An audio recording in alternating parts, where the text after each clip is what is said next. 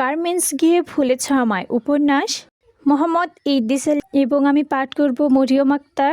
Garments গিয়ে ভুলেছ আমায় উপন্যাসের পর্ব 11 থেকে 26 পর্যন্ত পাঠ করে শোনাবো। আমাদের 4 বোনের মধ্যে বড় আপা ছিল ভীষণ সুন্দরী। বড় আপাকে পছন্দ করত অনেক ছেলে, কিন্তু মায়ের ভয়ে কেউ প্রেম নিবেদন তো দূরের কথা, কোনো ছেলে আমাদের 4 বোনের সঙ্গে কথা বলতেই সাহস পেত না। বয়সের তারতম্যে বড় আপার বিয়ের বয়স হয়ে যায়। অধিক সুন্দরী বলে অনেক জায়গা থেকে সম্বন্ধ আসতে থাকে। একদিন বিয়েও হয়ে যায় একজন ইঞ্জিনিয়ারের সঙ্গে। পরপর সেজ আপাকে বিয়ে দিতে ব্যয় হয় বিপুল অর্থ। এই অর্থ যোগান দিতে বাবা বিক্রি করে আমাদের আবাদি জমিগুলা। সংসার পড়ে যায় মারাত্মক অর্থনৈতিক চাপের মুখে। তখনই এসএসসি পাশ করে আমি পরিবারের অবস্থা দেখে পড়ালেখা ছেড়ে দেওয়ার সিদ্ধান্ত নেই, কিন্তু বাবা তা হতে দেবে না। ভর্তি হলাম কলেজে। একটি মাস কাটতেই আমার পিছনে নয়ন নামের একটি ছেলে প্রেম নিবেদন করে আমাকে। আমি কিছুতেই পাত্তা দিতাম না ওকে, কেননা আমি জানতাম প্রেম ভালোবাসা সে তো শুধু বাবা মা ভাই বোনের মাঝে সীমাবদ্ধ, অন্য কাউকে দেবার মতো অবকাশ নেই আমার। তাছাড়া আমরা গরিব, ভালোবাসার অধিকার আমাদের নেই। এভাবে কেটে যায় বছর খানেক। নয়নের দুর্বলতা আমার প্রতি বাড়তে থাকে। নয়নের প্রতি দুর্বলতা দেখে আমার বাঁধনহারা মনটা কখন যে নয়নকে ভালোবেসে ফেলেছে বুঝতেই পারিনি। এরপর ইন্টারের রেজাল্ট হলো, পাশও করলাম, কিন্তু এদিকে আমাদের সম্পর্কের কথা জেনে যায় 2 পরিবার। নয়ন ভালো ছেলে হলেও নয়নের বাবা ছিল লোভী প্রকৃতির মানুষ। প্রচুর ধন সম্পদ থাকার সত্ত্বেও সামান্য কিছু নিয়ে ঝগড়াঝাটি লেগেই থাকতো সমাজের লোকজনদের সঙ্গে। চলতো মামলা মোকদ্দমা। সে কারণে বাবা কিছুটা অমত থাকলেও পরে পারিবারিক প্রস্তাব ছাড়া এ বিয়ে হবে না বলে সুস্পষ্ট ভাষায় জানিয়ে দেয় মাকে। অন্যদিকে নয়নের বাবা আমাদের সম্পর্ক মেনে নিতে রাজি না হয়ে সামাজিকভাবে বিয়ের প্রস্তাব পাঠায় বাবার কাছে, কিন্তু বিনিময়ে যৌতুক হিসেবে দাবি করে 50,000 টাকা। আমার বাবার পক্ষে 50,000 তো দূরের কথা, একটা টাকাও যৌতুক দেওয়ার মতো সামর্থ্য নেই। টাকা পেলে নয়নের বাবা নয়নকে বিয়ে দেয় অন্য জায়গায়। ভালোবাসা হারানোর পর মনের মধ্যে শুধু একটাই প্রশ্ন তাড়া করতে থাকে। হৃদয়টা বলতে থাকে, মন প্রাণ দিয়ে যাকে ভালোবাসলাম সেই যদি আমাকে বুঝলো না, টাকার জন্য বিয়ে করলো অন্য মেয়েকে। যাকে চেনা নেই জানা নেই এমন মানুষ পুরুষ জীবনে আসে, আর আমি বা তাকে ঠাঁই দিব কোন হৃদয়ে? এসব ভেবে সিদ্ধান্ত নিলাম জীবনে আর বিয়ে করব না। বাবা মা দায়মুক্ত করতে নিজের পায়ে দাঁড়াতে যাত্রা করলাম গন্তব্যহীনভাবে ঢাকা শহরে। ঢাকা পৌঁছাতে পারলাম, কিন্তু খারাপ লোকের হাত থেকে হারিয়ে ফেললাম জীবনের মূল্যবান সম্পদ। তারপর অনেক কষ্টে শিখলাম কম্পিউটার। এখন কম্পিউটার অপারেটর হিসেবে আছি, কিন্তু নাসরিন, যেদিন আমি প্রতিজ্ঞা করেছিলাম আমার সামনে আর কোনো মেয়েকে লাঞ্ছিত হতে দিব না, সেই জন্যই তখন তোমার কান্না শুনে এগিয়ে গিয়েছিলাম তোমার কাছে। নাজমা নাসরিনকে বলল, বাদ দাও আমার কথা, কাল থেকে তুমি আমার রুমে থাকবে আর সোয়েটারের লিঙ্কনের কাজ শিখবে। আমি অফিস থেকে ফেরার পথে ট্রেনিং সেন্টারে কথা বলে এসেছি। আমি শুনেছি সোয়েটার লিঙ্কনে অপারেটর ভালো বেতন পায়। আমি চাই তুমি নিজের পায়ে দাঁড়িয়ে প্রমাণ করো মেয়েদের আর অবহেলিত নয়। নাসরিন মাত্র 10 দিনের মধ্যে কাজ শিখে দেশি মালিক দ্বারা পরিচালিত একটি সোয়েটার ফ্যাক্টরিতে চাকরি নেয়। মাস 2 চাকরি করে সেখানে। এর মাঝে অনেক প্রেম নিবেদন করে, কেউ বা এরকম জোর করে প্রেমপত্র হাতে ধরিয়ে দেয়। নাসরিন সবাইকে বলতো, আমি প্রেম করতে ঢাকায় আসিনি, কাজ করতে এসেছি। তাছাড়া আমি একজনকে ভালোবাসি। নাসরিনের তুলনায় সোয়েটারের নিয়মকানুন খানিকটা ভালো হলেও খারাপ কথার কমতি ছিল সেখানে। আর রূপের জালে ডুব দেয় ছেলেদের তো অভাব নেই। আজ অফিস থেকে বাসায় ফেরার ভাতের বাটিটা রেখে বিছানায় বসে দীর্ঘশ্বাস ছাড়ে নাসরিন। নাজমা নাসরিনকে দীর্ঘশ্বাস শুনে বলল, আজ আবার কি হয়েছে রে? নাসরিন বলল, কি আর হবে আপা, আমার পাশের ছেলে অপারেটরগুলোদের মাঝে এসব কথা বলা বলি করে, যা শুনলে আপনারই চাকরি করার স্বাদ মিটে যাবে। আচ্ছা আপা, আমরা কি পারি না পোশাক শিল্পের এই পরিবেশটাকে পরিবর্তন করতে, একটা ভদ্র সুশৃঙ্খল পরিবেশ তৈরি করতে? নাজমা বলল, অবশ্যই পারি, তবে এর পরিবর্তনের জন্য চাই মন মানসিকতা। আর মন মানসিকতা পরিবর্তন ঘটতে পারলে শুধুমাত্র শিক্ষায়। কিন্তু এই পোশাক শিল্পের সঙ্গে জড়িত অনেক পিএমজিএম আছে কাজের দক্ষতায়, শিক্ষার জোরে নয়। এসব পিএমজিএম অধীনস্থ কর্মকর্তা কর্মচারী যখন কাজের একটু ভুল করে তখন খারাপ ভাষায় গালাগালিজ করে। ওইসব পিএমজিএম আমরা প্রেক্ষাপটে কর্মকর্তা কর্মচারী যখন শ্রমিকদের উপর এমন ভাষা প্রয়োগ করে তখনই পরিবেশটা হয়ে ওঠে বিষাক্ত। তবে এই পরিবেশ অদূর ভবিষ্যতে পরিবর্তন হতে পারে। এই জন্যই যে বর্তমান পোশাক শিল্পের সঙ্গে জড়িত অধিকাংশ শ্রমিকই শিক্ষিত। আর একজন শিক্ষিত নাগরিক কখনোই পারে না দেশের সম্পদ নষ্ট করতে। বিজিএম এর সদস্য ধারণা করেছে, এমন শিক্ষিত জনশক্তি গার্মেন্টসে নিয়োগ করলে ভবিষ্যতে গার্মেন্টসের ভাঙচুর আন্দোলন কর্মঘাট বন্ধ হবে। কেননা শিক্ষা যেমন মানুষকে সৃজন করতে শেখায়, তেমনি শেখায় সমঝোতার মাধ্যমে দাবি আদায়ের মতো কঠিন কাজগুলির কথা। কিন্তু সেটা তো সময়ের ব্যাপার, বলল নাসরিন। নাজমা নাসরিনের গলা জড়িয়ে ধরে বলল, ম্যাডাম, আর তোমাকে সময়ের অপেক্ষা করতে হবে না, কিংবা এমন নোংরা কথাও শুনতে হবে না ভয় পেতে বখাটে ছেলেদের নিয়ে। কিভাবে? নাজমাকে প্রশ্ন করল নাসরিন। নাজমা বলল, আমরা আগামী 1 তারিখে রপ্তানি চলে যাচ্ছি। আমি যেখানে পুরাতন ইপিজেটের ফ্যাক্টরিতে জয়েন্ট করেছি, আমি শুনেছি নতুন ইপিজেটের প্রতিষ্ঠিত হয়েছে চায়না নির্বাধীন কিছু সোয়েটার ফ্যাক্টরি, আর সেগুলোতে আইন কানুন খুবই ভালো। সেজন্য সেখানকার ছেলে মেয়েদের উত্তপ্ত করতে পারে না কাউকে খারাপ ভাষায় গালাগালিজ করতে পারে না প্রেম নিবেদন। যদি কেউ করে, তা যদি ফ্লোর ইনচার্জ কিংবা বসদের কানে পৌঁছায়, তবে বসরা তাদেরকে পবিত্র বিয়ে বন্ধনে আবদ্ধ করে দেয়।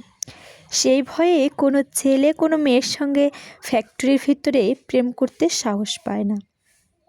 নাসরিন বলল, তাহলে তো ভালোই। পরের মাসে 1 তারিখে নাজমা ও নাসরিন রপ্তানি চলে যায়। নাসরিন চাকরি নেয় নতুন ইপিজেটে, চায়না নির্বাধীন একটা ফ্যাক্টরিতে। ফ্যাক্টরির আইনকানুন খুবই ভালো, সুযোগ সুবিধাগুলোও খুবই ভালো। সেখানে চাকরি করতে থাকে নাসরিন। ওদিকে রাসেল নাসরিনের দেখায় শত ইচ্ছা থাকার পরে ওর বাবার দেওয়া পরীক্ষায় উত্তীর্ণ হয়ে অনেক কষ্টে কাটিয়েছে 2টি বছর। আজ রাসেলের এইচএসসি পরীক্ষার শেষ।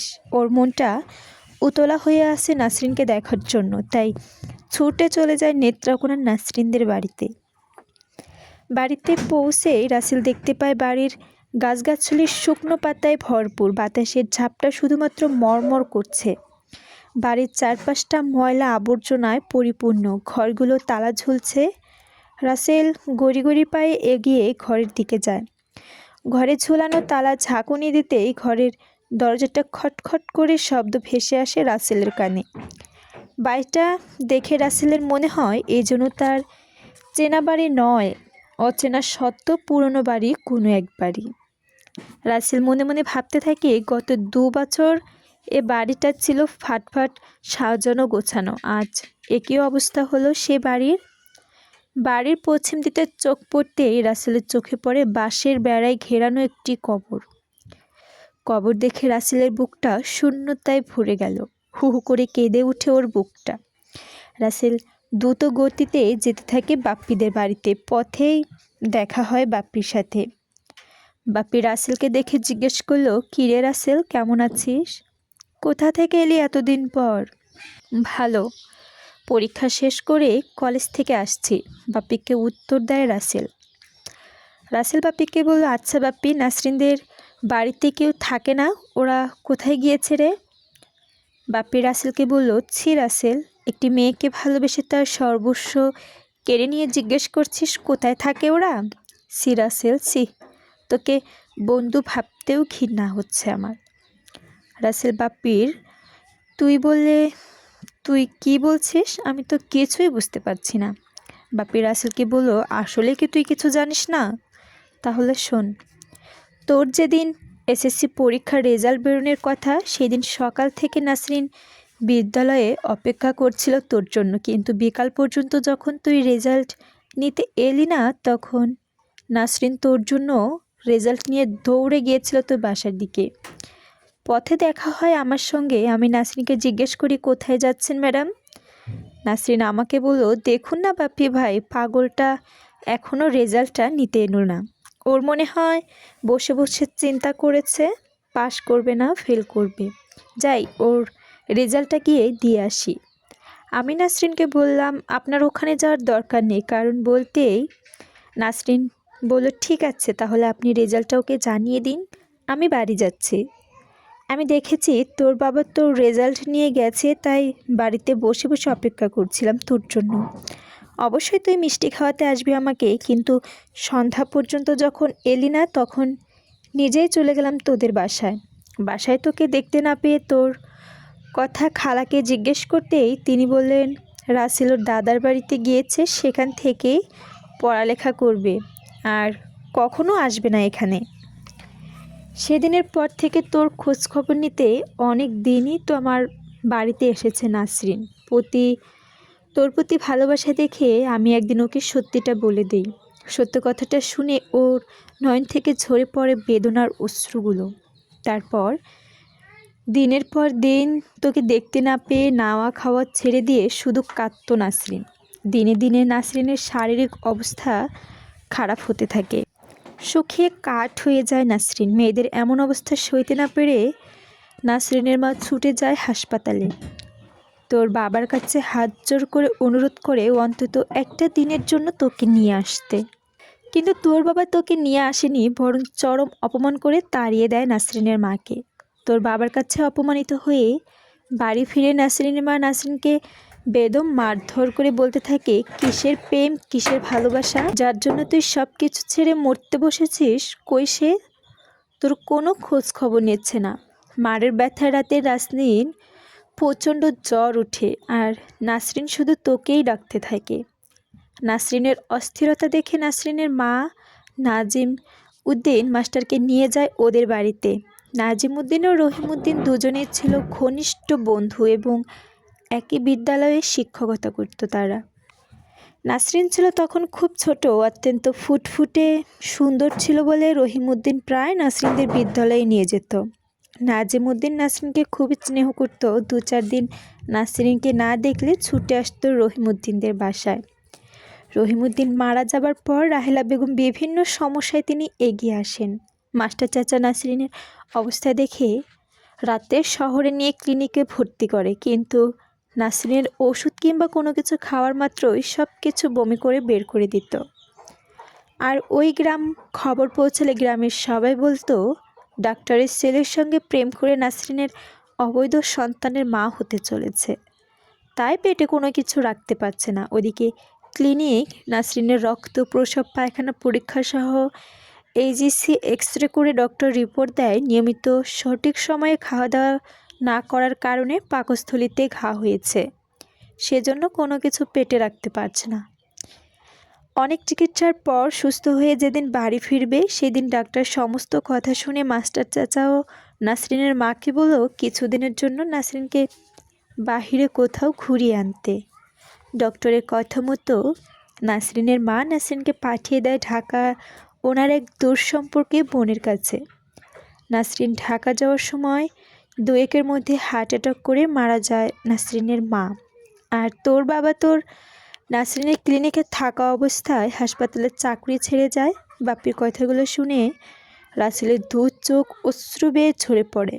রাসেল বাপ্পির কাছে জানতে চায় এসব নাসরিন আর গ্রামে আসেনি।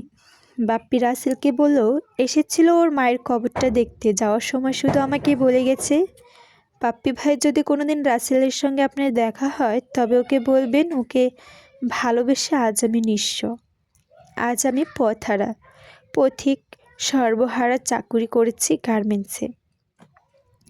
আমার প্রতি যদি ওর বিশ্বাস থাকে তবে এ জন্মে নয় শুধু পরজন্মে আমি অপেক্ষা করব ওর জন্য। রাসেল রুমাল দিয়ে চোখটা মুছতে মুছতে বাপ্পিকে বলল, দোস্ত আমার হাতে অনেক কাজ, আমি আজ আসি, পরে কথা হবে বলেই ফিরে আসে রংপুরে। রাসেল বাসায় ফিরে দেখতে পায় আমজাদ সাহেব চা খাচ্ছে ড্রয়িং রুমে বসে। রাসেল আমজাদ সাহেবকে পাশে বসে আমজাদ সাহেবকে বলল, বাবা কি দরকার ছিল আমার ভালোবাসার মিথ্যা পরীক্ষা নেবার? তুমি যদি আমার ভালোবাসার মূল্য নাই দিবে তবে তখনই বলে দিতে পারতে, বাবা তুমি না একজন ডক্টর, ডক্টরের কর্তব্য তো রোগীকে সুস্থ করার। তুমি কেমন করে পারলে একজন পরিবারকে ধ্বংস করে দিতে? ছেলের কথাগুলো শুনে ব্যাপারটা বুঝতে বাকি রইল না আমজাদ সাহেবের। আমজাদ সাহেব রাসেলকে বলল, দেখ তুই, আমি যা করেছি তোর ভালোর জন্যই করেছি, তোর মঙ্গলের জন্য করেছি।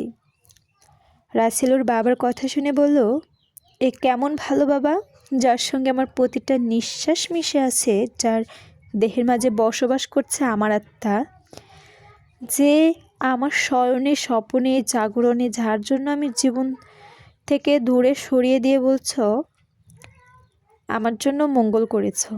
বাবা আমি নাসরিনকে ছাড়া বাঁচব না, তুমি ওকে তাড়িয়ে দিলেও আমি ওকে গ্রহণ করব। তাই চলমান নাসরিনকে খুঁজতে মন রেখে নাসরিনকে না নিয়ে বাসায় ফিরব না। রাসেলের কথা শেষ হতে না হতেই রাসেলের বাবা বলল, তাহলে আমার শেষ কথাটা শুনে যাও। তুমি যদি আমার অবাধ্য হয়ে বাসার বাহিরে যাও ওই ছোট লোক অর্থলোভী ফকিন্নির মেয়েকে ফিরিয়ে আনতে, তবে মনে রেখো এই আমি বঞ্চিত করব তোমাকে আমার এই অর্থ সম্পদ থেকে। রাসেলের বাবাকে বলল, যারা ভালোবাসতে জানে তারা মরতেও জানে, আর ঠিক তেমনই জানতে ত্যাগ করতে। আমার ভালোবাসা ফিরে পেতে আমার তোমার এই সামান্য অর্থ সম্পদ কেন, যদি আমাকে পৃথিবীটা ছেড়ে দিতে হয় তবু আমি রাজি। ভালোবাসার প্রিয়াকে খুঁজতে গেলাম বলেই রাসেল বাসা থেকে বেরিয়ে পড়ল ঢাকার উদ্দেশ্যে। শত চেষ্টা করেও আটকাতে পারল না রাসেলের মা রাসেলকে। রাসেল বাসে বসে জানালা দেখতে থাকে শস্য শ্যামল সোনালি বাংলার অপরূপ প্রাকৃতিক দৃশ্য, কিন্তু কিছুই ভালো লাগছে না রাসেলের। মাথার মধ্যে শুধু একটা প্রশ্নই ঘুরপাক খাচ্ছে, কোথায় খুঁজবে নাসরিনকে? আমি কি খুঁজে পাবো তাকে? জনসমুদ্রের ঢাকা শহরে, নাকি গত 2 বছরের ব্যবধানে সেও ভুলে গেছে আমাকে? এমন ভাবতে ভাবতে গাড়ির সিটে ঘুমিয়ে পড়ে। রাসেল যখন চোখ মেলে তাকিয়ে দেখতে পায় তখন দেখে সে বিছানায় শোয়া, ওর পাশে বসে আছে একজন অচেনা অর্ধবয়স্ক লোক। রাসেল অনুভব করছে ওর ডান হাতটা শক্তি নেই, মাথাটা ভীষণ ভার, সারা শরীর ব্যথায় জর্জরিত। রাসেল ওর পাশে বসানো লোকটিকে উদ্দেশ্য করে বলল, আপনি কে? আমি এখানে কেন? কি করে এলাম এখানে? রাসেলের পাশে বসানো লোকটি রাসেলকে বলল, আমি বসির মিয়া। গতকাল সন্ধ্যায় আসার আগ মুহূর্ত রংপুর থেকে আসা একটি বাস মহাখালী বাস স্ট্যান্ডে ঢোকার সময় বিপরীত থেকে যাত্রী আহত হয়। তুমি আহত হও মারাত্মকভাবে। গাড়িটির গ্লাস ভেঙে রাস্তায় অজ্ঞান হয়ে যাও। তোমার ডান হাতটাও অনেকখানি কেটে গেছে। আমি ওখানে থেকেই তোমাকে তুলে ডক্টর দেখিয়ে বাসায় এনেছি। তা তোমার নাম কি? রাসেল ওর নামটা বলার চেষ্টা করে। বসির মিয়া রাসেলকে ধরে আবার শুইয়ে দেয়, বলল, তুমি অসুস্থ, তোমাকে ডাক্তার উঠতে বারণ করেছে, শুয়ে থেকেই বলো কোথায় যাবে তুমি? ঢাকায়। তোমার কে থাকে? রাসেল বলল, আমি জানি না চাচা কোথায় যাব, আমার কেউ থাকে না। বসির মিয়া গন্তব্য ছাড়া কেউ কোথায় যায় নাকি? রাসেল বলল, হ্যাঁ চাচা, গন্তব্য ছাড়াই আমি ঢাকায় এসেছি, কেননা সারা ঢাকাতেই যে আমার গন্তব্য, আর এই গন্তব্য থেকে খুঁজে বেড়াতে হবে একজনকে। বসির মিয়া বলল, কে সে? রাসেল বসির মিয়াকে বলল, প্রাণের প্রিয়তমা চাচা, তার নাম নাসরিন। আমি জানি না সে কোথায় থাকে, শুধু এতটুকু জানি সে ঢাকায় থাকে। বসির মিয়া রাসেলকে সব কথা শুনেই দীর্ঘশ্বাস ফেলে বলল, তোমার ভালোবাসা যদি সত্যি হয় তবে অবশ্যই তুমি তাকে খুঁজে পাবে। আমি দোয়া করি তুমি যেন তাকে খুঁজে পাও। পরের দিন রাসেল খানিকটা সুস্থ। রাসেল বসির মিয়াকে বলল, চাচা আমার জন্য তো অনেক কষ্ট করলেন, এখন আমি আসি। বসির মিয়া রাসেলকে বলল, কোথায় যাবে?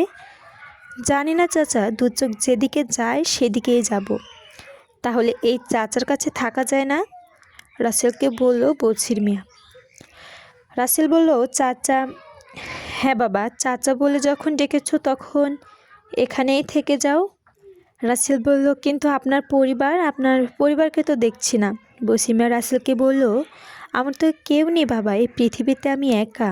রাসেল বলল, বুঝলাম না চাচা। বসির মিয়া রাসেলকে বলল, হ্যাঁ বাবা, আমি বিয়ে করেছি বছর খানেক, আমার মধ্যে বাবা মা উভয়ে মারা যায়।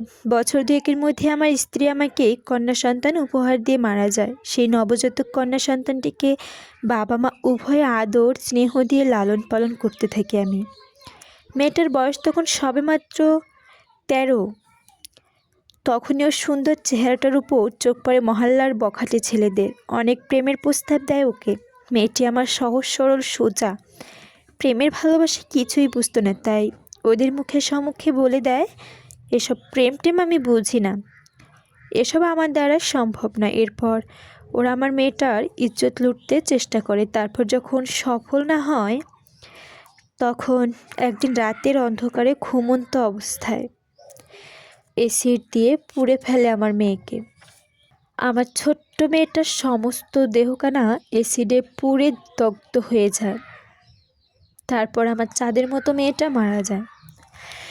রাসেল বলল, আপনি ওদের বিরুদ্ধে ব্যবস্থা নেননি? বসির মিয়া বলল, নিয়েছিলাম। জানোই তো বাংলাদেশে আইন আছে, কিন্তু আইনের সঠিক প্রয়োগ নেই। আমি প্রথমে গ্রামের সালিশ এবং পরে আদালতে মামলা করেছিলাম। আইনের মারপ্যাঁচ আর টাকার জোরে বেঁচে যায় ওরা। আইন আর সমাজপতিদের প্রতি ঘৃণা জন্মায় আমার, কিন্তু আমার কিছুই করার ছিল না। তাই সমাজ সংসার আর বাপদাদার ভিটে মাটি ছেড়ে চলে আসি ঢাকায়। আশ্রয় নেই এই মিরপুর বস্তিতে, পেশা হিসেবে বেছে নেই সিএনজি। বলে হু হু করে কেঁদে ওঠে বসির মিয়া। রাসেল বসির মিয়ার চোখের পানি মুছতে দিতেই বসির মিয়া রাসেলকে বুকে জড়িয়ে নিয়ে বলতে থাকে, আমার বড় আশা ছিল মেয়েটাকে উচ্চ শিক্ষায় শিক্ষিত করে দেশের উন্নয়নের জন্য নিয়োজিত করব, কিন্তু তারা দেয়নি আমার আশা পূরণ করতে। তুমি বলো বাবা, আমার এখানে থেকে যাবে না? আমার এখান থেকে লেখাপড়া করবে আর আমরা দুজন মিলে নাসরিনকে খুঁজব। রাসেল বলল, ঠিক আছে চাচা, আমি যাব না। রাসেল বিয়েতে ভর্তি হয়ে লেখাপড়ার পাশাপাশি টিউশনি করতে থাকে আর শিখতে থাকে কম্পিউটার। দেখতে দেখতে কেটে যায় 2টি বছর। শেষ হয় রাসেলের বিয়ে পরীক্ষায়। এদিকে বসির মিয়ার শারীরিক অবস্থা খুবই খারাপ।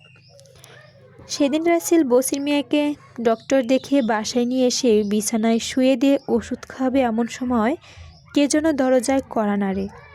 রাসেলকে দরজা খুলতেই দেখল পিয়ন। পিয়ন রাসেলের কাছে সাই নিয়ে গেল একটা চিঠি। চিঠি খুলে পড়তে থাকে রাসেল। বসির মিয়া রাসেলকে ডেকে বলল, কে এসেছিল বাবা? রাসেল বলল, পিয়ন এসেছিল চাচা। পিয়ন কেন রে? রাসেল কাছে জানতে চায় বসির মিয়া।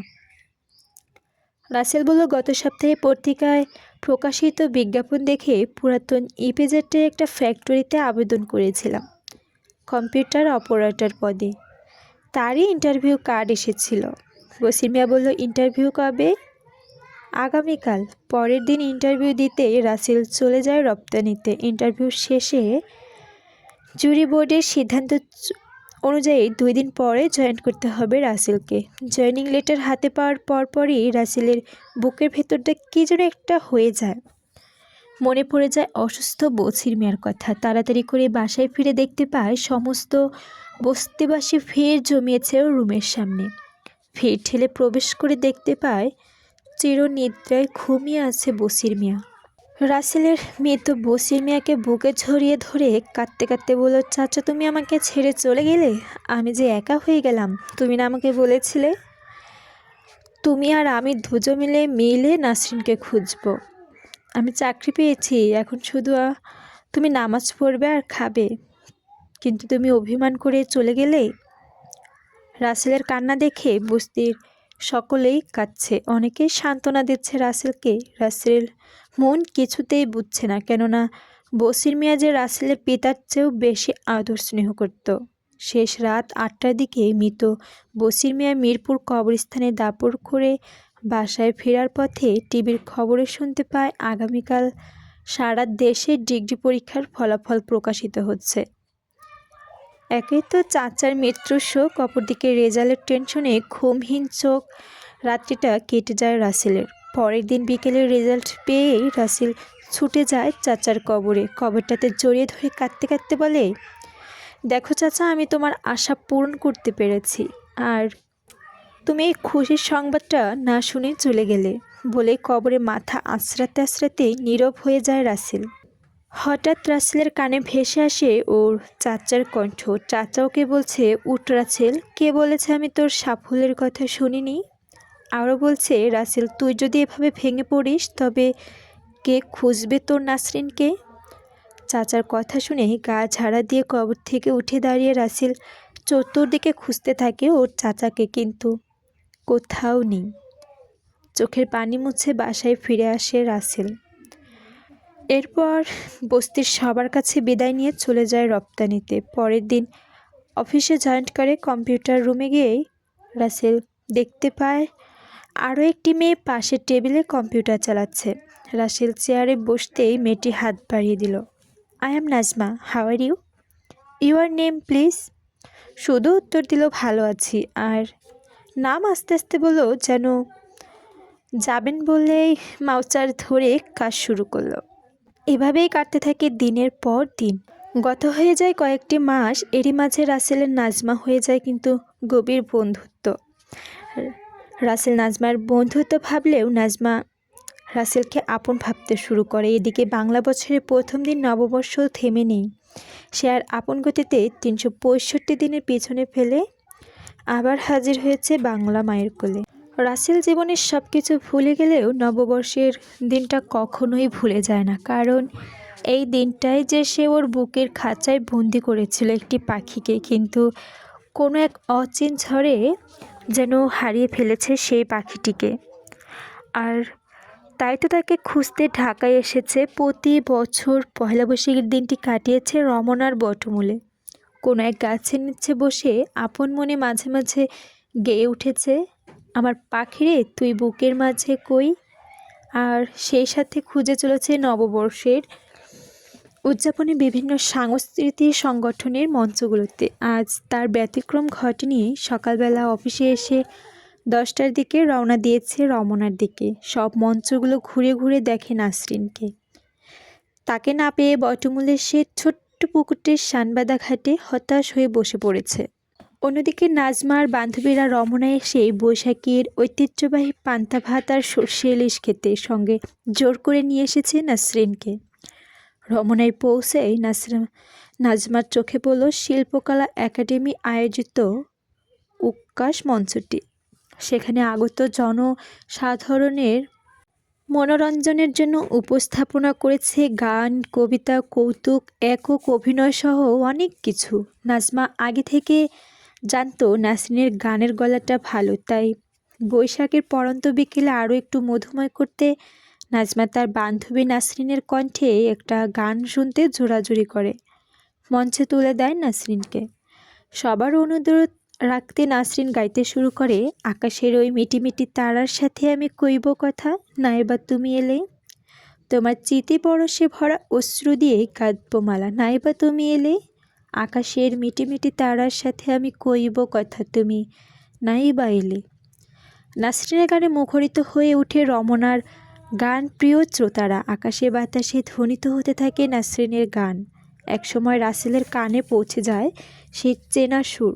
রাসেল ছুটতে থাকে এই মঞ্চ সেই মঞ্চ, খুঁজতে থাকে সেই চেনা সুরের মানুষটাকে। কিন্তু যখন শিল্পকলা একাডেমি মঞ্চে এলো ঠিক তখনই একটু আগে গান শেষ করে স্টেজ থেকে নেমে পড়ে নাসরিন। নাসরিনের মনে পড়ে যায় পুরনো স্মৃতিগুলো। খারাপ হয়ে যায় ওর মনটা। তাই কাউকে কিছু না বলে রিক্সা নিয়ে বাসার দিকে রওনা হয় নাসরিন। নাজমা নাসরিনকে দেখে পিছে পিছে ছুটে থাকে। হঠাৎ দেখে রাসেলের সাথে দেখা। নাজমা রাসেলকে জিজ্ঞেস করলো, আপনি এখানে? রাসেল নাজমাকে কিছু বলার আগেই নাসরিনকে ফলো করে চলে যায় নাজমা। পরের দিন নাজমা অফিসে গিয়ে রাসেলকে প্রশ্ন করলো, আপনি না কোথাও ঘুরতে যান না, কিন্তু গতকাল যে রমনায় দেখলাম, কী ব্যাপার? নববর্ষ উদযাপনে গিয়েছিলেন নাকি মনের মানুষকে খুঁজতে? রাসেল বলল, দুয়েই করতে গিয়েছিলাম। নাজমা বলল, তাহলে তো একটা হয়েছে, অন্যটা কি খুঁজে পেয়েছেন? রাসেল বলল, পেয়েছিলাম কিন্তু তখনই হারিয়ে ফেলেছি। রাসেলের কথা শুনে নাজমা রাসেলের দিকে চেয়ে মনে মনে ভাবছে, সেই খুঁজে পাওয়া ব্যক্তিটি মনে হয় আমি। আমি তো গতকাল ওনার সঙ্গে দেখা হওয়ার পরই চলে এসেছিলাম। সিসি আমি কি করেছি? উনি মনে হয় গতকাল ওনার মনের কথা বলার জন্য আমাকে খুঁজেছিলেন। যাকে আমি এতটা ভালোবাসি, যার মুখে শুধু একবার ভালোবাসা কথাটা শোনার জন্য এত অপেক্ষা, আর সে সুযোগ পেয়েও আমি কিনা হারিয়ে ফেললাম। এমনটি ভাবতেই নাজমা হৃদয়ে ভাসতে থাকে দুঃখের অথই জলে। তারপর নাজমা ফিরে মনে কিসের জানি ছোঁয়া লেগেছে, আর শুধু নাচতে ইচ্ছে করছে গাইতে, ইচ্ছে করছে সবাইকে চিৎকার করে বলতে, দেখো রাসেল আমাকে ভালোবাসে। হঠাৎ রাসেল দেখব নাজমা পলকহীনভাবে তাকিয়ে আছে ওর দিকে। রাসেল নাজমার দিকে একঘেয়েমি কাটানোর জন্য ওর হাতটা নাজমার চোখের সামনে এপাশ ওপাশ করতে থাকে আর বলতে থাকে, এই যে ম্যাডাম, কিছু ভাবছেন? বাস্তবতায় ফিরে লজ্জায় ভরা চোখে নাজমা উত্তর দেয়, কই না তো। এরপর অবসর পেলে জোর জুলুম করে রাসেলকে সঙ্গে নিয়ে ঘুরত বিভিন্ন পার্কে, কাটিয়ে দিত ঘন্টার পর ঘন্টা। সেদিন সন্ধ্যায় নাজমা কাজকর্ম সেরে গুনগুন করে গাইছে। নাসরিন অফিস থেকে বাসায় ফিরে নাজমার মুখে গান শুনে নাজমাকে বলল, কিরে আপা, আজ ছন্দ কোন দিক থেকে উঠেছে? নাজমা নাসরিনকে বলল, কেন রে, কেন আবার বুঝো না? তুমি যে গান শুনতেই পারো না, সেই তুমি আজ গান গাইছো, তাও কিনা আবার মিলনের গান। নাসরিন নাজমার গলা জড়িয়ে ধরে বলল, আচ্ছা আপা, সত্যি করে বলো তো, তুমি কি কারো প্রেমে পড়েছ? নাজমা বলল, ঠিকই ধরেছিস নাসরিন। আসলে জানিস, ঢাকায় অনেক ছেলে দেখেছি, কিন্তু ওর মতো একটাও দেখিনি, যেমন সুন্দর তেমন সত্যনিষ্ঠ, ন্যায়পরায়ণতা ও ধৈর্যশীল। আমি ওকে ভালোবেসে ফেলেছি রে। নাসরিন বলল, তুমি একা ভালোবাসলে তো হবে না আপা, সেও কি আপনাকে ভালোবাসে? নাসরিনের প্রশ্ন শুনে নাজমা ভাবে, ঠিকই তো, সে আমাকে ভালোবাসে কি না তা তো জানি না, তবে আমি ওকে আমার প্রাণের চেয়েও বেশি ভালোবাসি। আমার জন্মই বুঝি ওর জন্য হয়েছে, প্রভু বুঝি ওর জন্যই আমাকে গড়েছে। আর তার মনের জোরেই নাসরিনকে বলল, তোকে বলছি কি? নাসরিন বলল, তাহলে তো দেখতেই হয় সেই মহান দুলাভাইটিকে, তো দেখাবি কবে আপা? রাসেলকে দেখতে যাওয়ার কথা শুনে এক ধাপ চিন্তায় পড়ে যায় নাজমা। নাজমা মনে মনে ভাবছে, ও তো প্রতি শুক্রবারে চিতিসৌধে ঘুরতে যায়, অতএব সেখানেই দেখাবো নাসরিনকে। তাই নাসরিনকে বলল, আগামীকাল পরিচয় করিয়ে দেব তোর সঙ্গে, কেমন? নাসরিন বলল, ঠিক আছে, তাই দিও। পরের দিন নাজমা নাসরিন বেলা 3টার দিকে রওনা দিল স্মৃতিসৌধে। এখানে সেখানে ঘুরিয়ে কাটিয়ে দিল কিছু সময়। তারপর দুজনেই গিয়ে বসলো সেই আঁকাবাঁকা নালাটির পাড়ে। নাসরিন পানির ছোঁয়ার জন্য পানিতে হাত দিতে ওর প্রতিচ্ছবি লাফাচ্ছে পানিতে। নাসরিন পানিতে ওর ছবিটার দিকে তাকিয়ে আপন মনে হাসছে আর পানির ভিতর ডুবে যায় স্মৃতির সাগরে। আর ভাবতে থাকে, এমন সময় যদি রাসেল আমার পাশে থাকতো। নাসরিন আপন মনে আবারও বলতে লাগতো, জানো রাসেল, আমি কখনো তোমাকে আমার কাছ থেকে দূরে সরিয়ে রাখিনি, সব সময় কাছে রেখেছি। জানো কিভাবে? এই তো, তোমাকে আমি স্পর্শ করছি, এই যে স্বচ্ছ পানিতে হাত ছুঁতেই তোমার স্পর্শ আমার হৃদয়ে লাগছে। এই যে শীতল হাওয়া গাও শিউরে উঠছে, মনে হচ্ছে তুমি আমায় জড়িয়ে ধরছো। ঠিক এমন সময় নাজমা নাসরিনকে ধাক্কা মেরে বলল, কিরে, পানির দিকে তাকিয়ে কী ভাবছিস? কিছু না, উত্তর দেয় নাসরিন। নাজমা বলল, আপা, সন্ধ্যা হয়ে গেল, তোর বর মনে হয় আজ আসবে না। চল বাসায় ফিরে যাই। নাজমা বলল, চল, মনে হয় আসবে না, তবে সামনে বড়দিনে বন্ধ থাকবে অফিস, সেদিন ওকে বাসায় নিয়ে গিয়ে দেখাবো তোকে। দেখতে দেখতে কাছাকাছি চলে যায় বড়দিন। আগামীকাল বড়দিন, অফিস বন্ধ থাকবে। নাজমা রাসেলকে বলল, কাল তো অফিস বন্ধ, আমার বাসায় বেরোতে আসুন। রাসেল হাসতে হাসতে বলল, যাব কি করে, আপনি তো আপনার বাসায় দেখান নাই। বাসা দেখলে যদি ঘন ঘন যাই, সেই ভয়ে তো আপনি বাসায় দেখান নাই। নাজমা বলল, আমার বাসা চেনার রাস্তা খুবই সোজা, ফ্যান্টাসি কিংডমের পিছনে হাফিজ মিয়া বাসার রুম নং 7-এ থাকি আমি, নিশ্চয়ই আসবেন, আপনার নিমন্ত্রণ রইল। তারপরে দুজনে অফিস থেকে বেরিয়ে পড়ল বাসার উদ্দেশ্যে। নাজমা বাসায় পৌঁছে নাসরিনের মুখে শুনতে পায় গ্রামের বাড়ি থেকে ফোন এসেছিল, ওর মা ভীষণ অসুস্থ, আজই গ্রামে যেতে হবে ওকে। ওর কথা শুনে চিন্তায় পড়ে যায় নাজমা, কী করবে সে? এদিকে প্রথমবার নিমন্ত্রণ করেছে ওর মনের মানুষটিকে ওর বাসায় আসার জন্য। এদিকে ওর মাও অসুস্থ, যেতেই হবে। তাই সাইড ব্যাগ থেকে 500 টাকার নোট নাসরিনের হাতে দিয়ে বলল, আগামীকাল সে আসছে, তুই ওকে ভালোভাবে মেহমানদারি করিস। আমি চলে গেলাম গ্রামে বলে তড়িঘড়ি করে বেরিয়ে যায় মাগুরায়। পরের দিন রাসেল নাজমার দেওয়া ঠিকানা অনুযায়ী হাফিজ মিয়ার বাসার 7 নং রুমের কলিং বেলটা চাপ দিতেই বলল, নাজমা বাসায় আছেন? কলিং বেলের শব্দ শুনে নাসরিন বুঝতে পারে নাজমার মনের মানুষটি মনে হয় এসেছে। দরজাটা খুলেই দেখতে পায় রাসেলকে। রাসেল নাসরিনকে দেখে পলকহীনভাবে তাকিয়ে আছে নাসরিনের দিকে। আর থাকারই কথা, কতদিন দুজন দুজনকে দেখেনি, তাই যেন এই দেখার দিনগুলো দেখে মনে হচ্ছে দুজন দুজনকে। রাসেল চৈতন্য ফিরে বলতে থাকে, নাসরিন তুমি এখানে? তোমাকে আমি এই জনবহুল ঢাকায় কত জায়গায় না খুঁজেছি, কত দিন না কাটিয়েছি রমনার বটমূলে, বোটানিক্যাল গার্ডেনে, ন্যাশনাল পার্কে। শুধু তোমাকে পেতেই বাবা মা আত্মীয় স্বজন ছেড়ে ছুটে এসেছি এই ঢাকা শহরে। শুধু তোমাকে খুঁজতে এসেছি অজানা গন্তব্যে। শুধু তোমাকে খুঁজতে চাকরি করছি গার্মেন্টসে। আর সেই তুমি আমার এত কাছাকাছি থাকার সত্ত্বেও আমি তোমাকে খুঁজে পাইনি। রাসেলকে দেখে নাসরিন বুঝে ফেলে এই রাসেলই নাজমার একমাত্র ভালোবাসার পাত্র। অথচ নাসরিনের মনে কত আশা ছিল, কতই না স্বপ্ন ছিল। নাসরিন ভেবেছিল কোনো একদিন রাসেলের সঙ্গে দেখা হলে প্রথমে সে অভিমান করবে, তারপর রাসেলকে জড়িয়ে ধরে ওর কোলে মাথা রেখে বলবে, তুমি কোথায় ছিলে এতদিন? তোমার জন্য আমি কত বাধা বিপত্তি অতিক্রম করেছি, কত কাল বৈশাখী ঝড় পেঁচিয়ে বেঁচে আসি শুধু তোমার আশায়। বলো তুমি হারিয়ে যাবে না? কিন্তু রাসেল সমক্ষে পেয়ে কিছুই বলতে পারছে না নাসরিন। কি করে বলবে? নাসরিন আমি তোমার অপেক্ষাতেই আছি বললে হয়তো রাসেল আর নাজমাকে ভালোবাসবে না, কষ্ট পাবে নাজমা। নাসরিন পারবে না নাজমাকে কষ্ট দিতে, কেননা নাজমাই ওকে সতীত্ব বাঁচিয়ে রাখতে সাহায্য করেছে, নাজমাই ওকে নতুন জীবন দিয়েছে। নাসরিন পারবে না নাজমাকে কষ্ট দিতে। নাসরিন ভাবছে নাজমার জন্য শুধু প্রেম কেন, আমার জীবনটাও দিতে প্রস্তুত।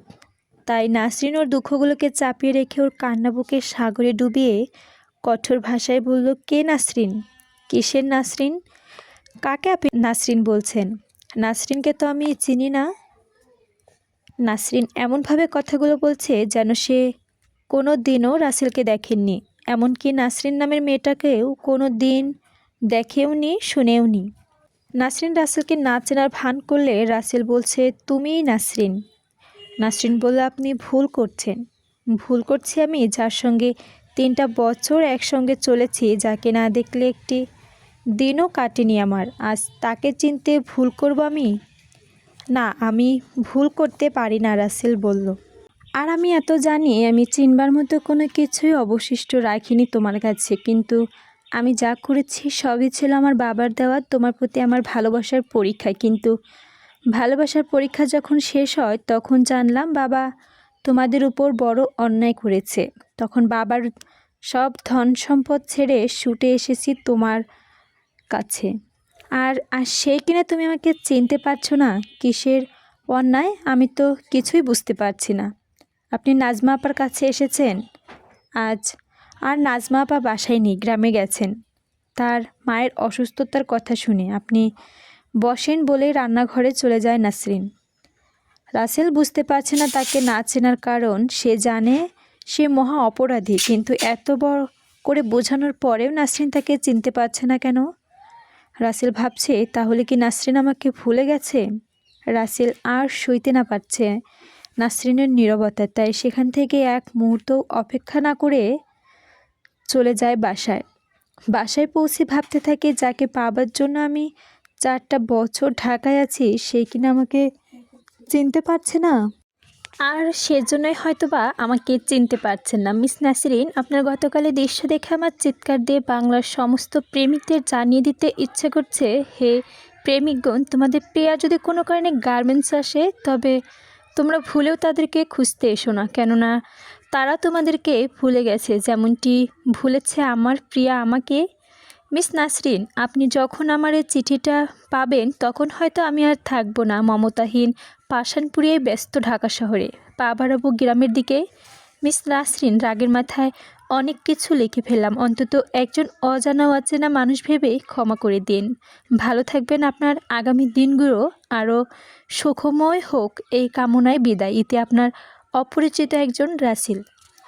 চিঠিটা পড়েই নাজমা বুঝতে পারে নিশ্চয়ই এই ছেলেটাই নাসরিন যার কথা বলেছিল। তখনই বাসায় চলে যায় নাজমা। বাসায় পৌঁছে দেখতে পায় নাসরিন অফিসে যায়নি, বিছানায় শুয়ে আছে। গতকাল রাসেলের সঙ্গে দেখা হওয়ার পর নাসরিন রাসেলকে না চেনার ভান করে ওর বিবেকের কাছে নানানবিধ প্রশ্নের সম্মুখীন হয়েছে। সেই সাথে মনের মধ্যে তোলপাড়ও করছে অনেক কথা। রাসেল কেমন করে পারলো আমাকে ভুলতে, যার জন্য আমি গ্রাম ছাড়া, যার জন্য আমি হারিয়েছি আমার প্রাণপ্রিয় মা, যার জন্য আমি একা, যার অপেক্ষায় আমি যৌবনের মূল্যবান সময়গুলো কাটিয়ে দিয়েছি, সেই কিনা ভালোবাসে অন্য একজনকে। নাসরিন গতকাল রাসেলের সঙ্গে দেখা হবার পর পুরনো স্মৃতি মনে করে অনেক কেঁদেছে। কেঁদে কেঁদে ওর চোখ দুটো বড় বড় করে ফেলেছে। এখন চোখের অশ্রু টলটল করছে, পলক পড়তেই হয়তো গড়িয়ে পড়বে জল। নাজমা সাইড ব্যাগটা টেবিলে রেখে নাসরিনের পাশে গিয়ে নাসরিনের মাথায় হাত বুলাতে বুলাতে জানতে চাইলো, অফিসে যাসনি কেন? ভালো লাগতেছে না, উত্তর দেয় নাসরিন। নাজমা বলল, আচ্ছা, গতকাল যে রাসেল এসেছিল তুই তাকে চিনিস? নাসরিন আবারও অস্বীকার করে বলল, চিনি না। নাজমা বলল, যদি নাই চিনবি তবে তোকে চিঠি লিখলো কেন? চিঠির কথা শুনে চমকে উঠে বলে, চিঠি?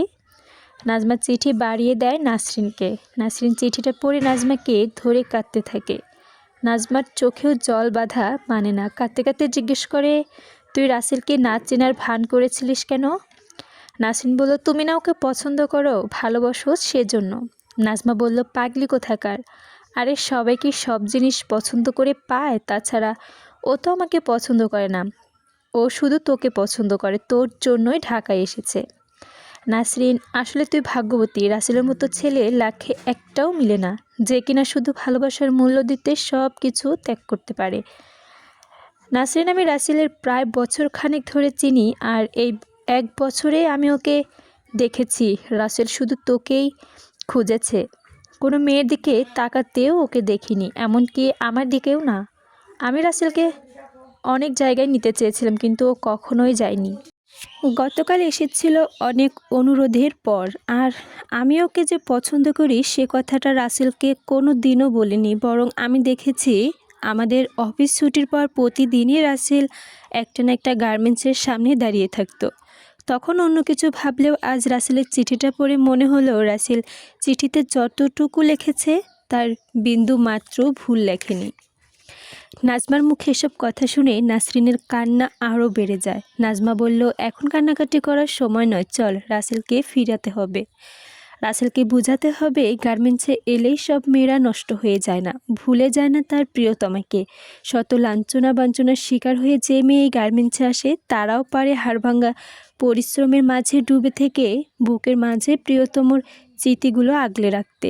চল নাসরিন, চল, নইলে রাসেলের মতো সকল প্রেমিকদের মনে ভ্রান্ত ধারণা জন্মাবে। সবাই ভাববে গার্মেন্টসে মেয়েগুলা নষ্টা, গার্মেন্টসের মেয়েরা খারাপ।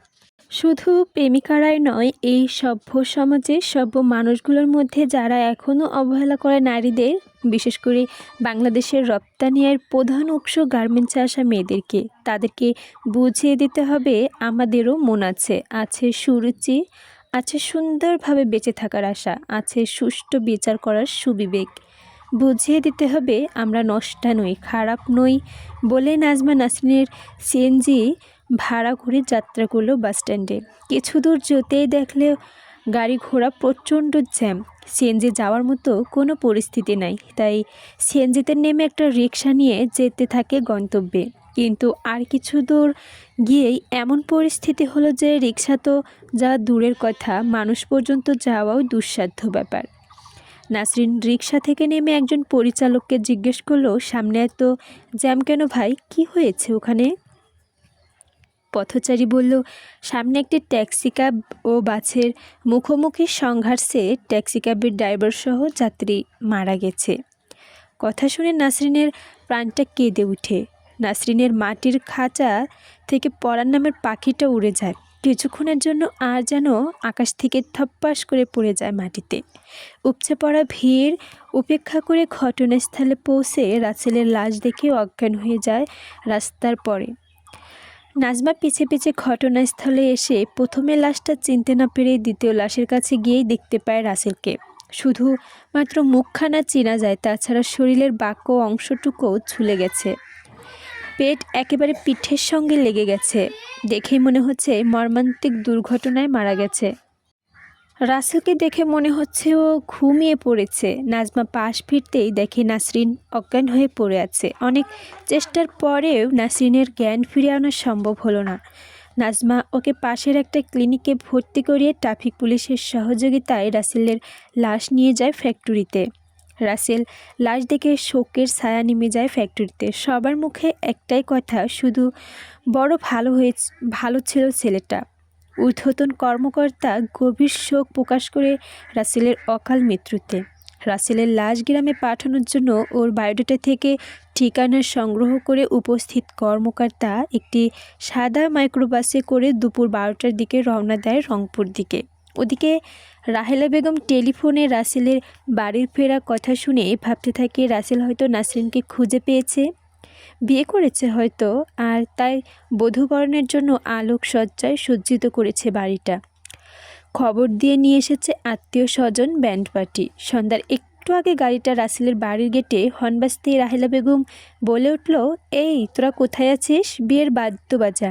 এই যে আমার রাসেল বুঝি এলো। রাসেলের মায়ের কথা শুনে সানাই বেজে উঠল। বাজতে বাজতে আরম্ভ করলো ঢাক, ঢোল, তবলাসহ বিভিন্ন বাদ্যযন্ত্র।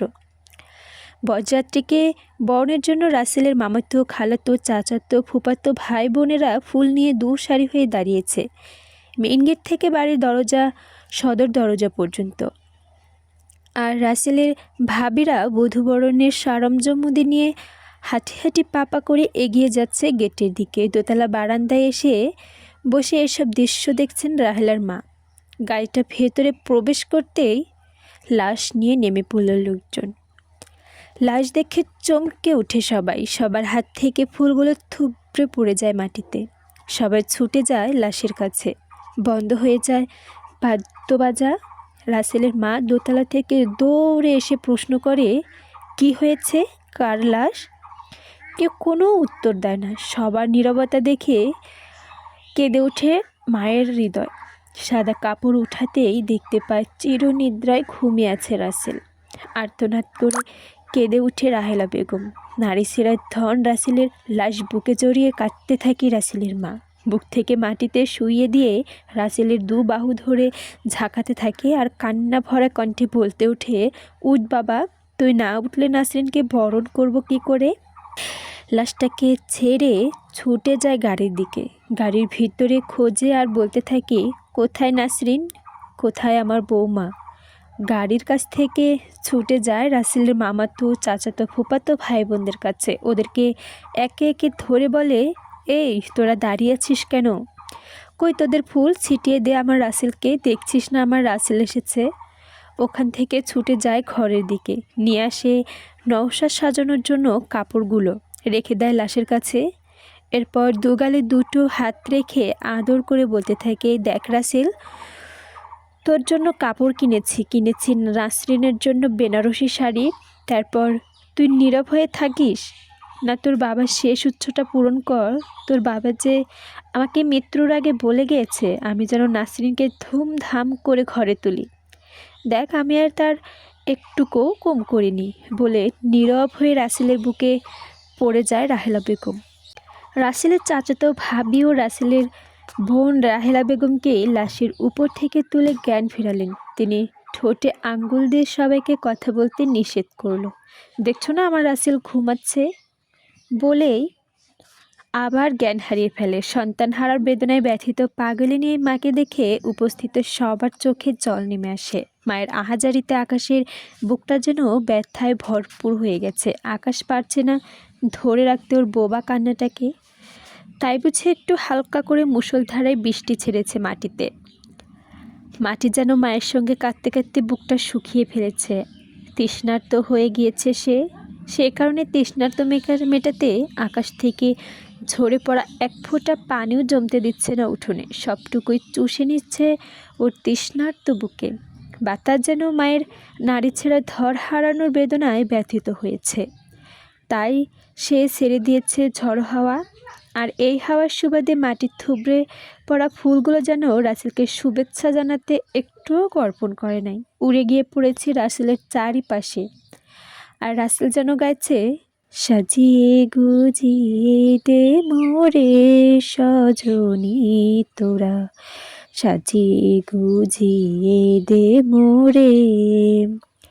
বড়ই পাতা গরম জলে শুয়াইয়া মশারির তলে, আতর গোলাপ চন্দন মাখাই দে সজনী তোরা, সাজিয়ে গুজিয়ে দে মোরে। রং বেরং জামা কাপড় ভালোলে লাগে না আর মোর, সাদা কাপড় আমায় পরাই দে সজনী তোরা, সাজিয়ে গুজিয়ে দে মোরে। পরিশেষে সব কিছুর অবসান ঘটিয়ে রাত 11টার দিকে মাওলানা সাহেব রাসেলের শেষ গোসল সেরে ফেলে। পরে রংপুর কেন্দ্রীয় কবরস্থানে তাকে কবর দেওয়া হয়। অন্যদিকে প্রায় 15 দিন সুচিকিৎসার পর সুস্থ হয়ে রাসেলের কবর দেখতে আসে নাসরিন। পরনে ওর সাদা শাড়ি, হাতে নেই চুড়ি, নাকে নেই ফুল।